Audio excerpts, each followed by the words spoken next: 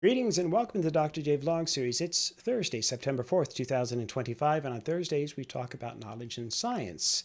Before we get started, a quick shout out to my buddy Ken down in the States who's turning 63 today. Happy birthday, Ken.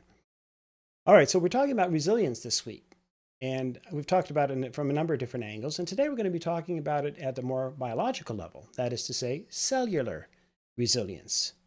So cellular resilience describes the ability of the cell to cope with environmental changes, such as exposure to toxic substances or a hostile environment of some kind.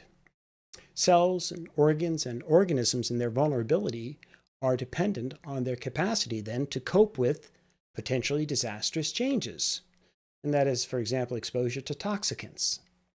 So if cellular metabolism doesn't collapse completely, under the stress, or if there's some kind of programmed cell death as a result of the exposure, then the ensuing stress responses can create a new kind of homeostasis. So again, there are basically four ways that the cells in general can respond to a severe hit to their systems or stress. One, again, worst case scenario, they can collapse completely under the pressure and die. Two, they can be scarred and more susceptible to attacks in the future. So simply put, an epigenetic scar can actually weaken the cellular system over the long term. Third, a third possibility would be the cell can become even stronger as a result of the exposure, almost like a form of weight training, if you will. And then fourth, finally, they can have their defense mechanisms activated to have protective effects, provided that the toxicant exposure is in a low enough dosage.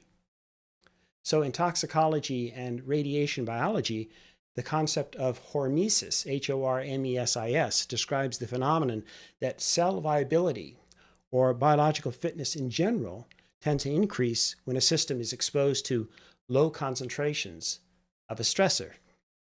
So hormesis in this sense is a result of resilience. The cell induces a stress and defense program of some kind. It even applies to the stuff that we consume in general that hurts, or at least potentially hurts our health. So, for example, when we say that somebody can hold their liquor, what are we really saying? Well, basically that their repeated exposure has allowed them to learn, or at the cellular level, as well as perhaps at the psychological level, to adapt and respond more favorably to alcohol consumption, or at least to lessen or mitigate the possible negative effects of that consumption. Somebody like me, in contrast, who basically almost never drinks, would actually feel the effects much more strongly of alcohol, even the effects of one beer, compared to somebody who drinks regularly. So, and herein lies kind of the key point.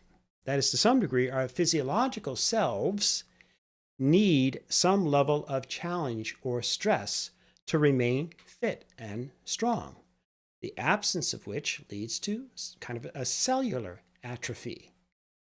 It doesn't matter at what biological level, the notion of use it or lose it clearly applies. So yes, even at the cellular level, our bodies require stimulation, not just to maintain our basic physical health and fitness, but even to increase our overall strength and fitness. And as we age, I'd argue it's even more important then that we continually challenge ourselves physically and even at the cellular level to maintain health. So that's why we should always be taking multivitamins or supplements and eat reasonably healthy to assist with our metabolism and cellular repair. And that's the thing about human biology. We don't typically put ourselves under the microscope or the different forms of diagnostic imaging until there's a crisis. So we don't really know what's happening, do we, at the cellular level? We usually just end up sensing that something's a little bit off, something's not right. Like we start maybe having some difficulty breathing, or we're feeling tired all the time, or we have no energy, or 1,000 other things. So to be preventative and ensure cellular resilience, we need to ensure we're engaged in daily regimens of vitamin, healthy dietary intakes, as well as some form of exercise or bodily stimulation to introduce at least some kind of baseline levels of stress into our systems, including maybe even some light weight training or core exercises.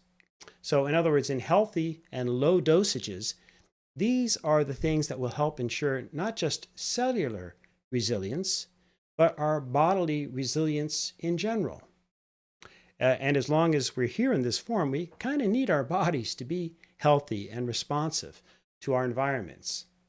Again, it's all relative to our age, but we can take care of these bodies and at the cellular level and enhance our longevity and our overall fitness. So yeah, that means getting outside too and soaking up the sun with proper skin protection, of course, to protect your cells, even in, and especially, I would say, even in the winter. Okay? All right, that's it for today. As ever, may you and yours continue to create peace in your lives, nurture love in your hearts, and dole out hugs in abundance. And look after yourselves as well. They need love too. We'll see you tomorrow.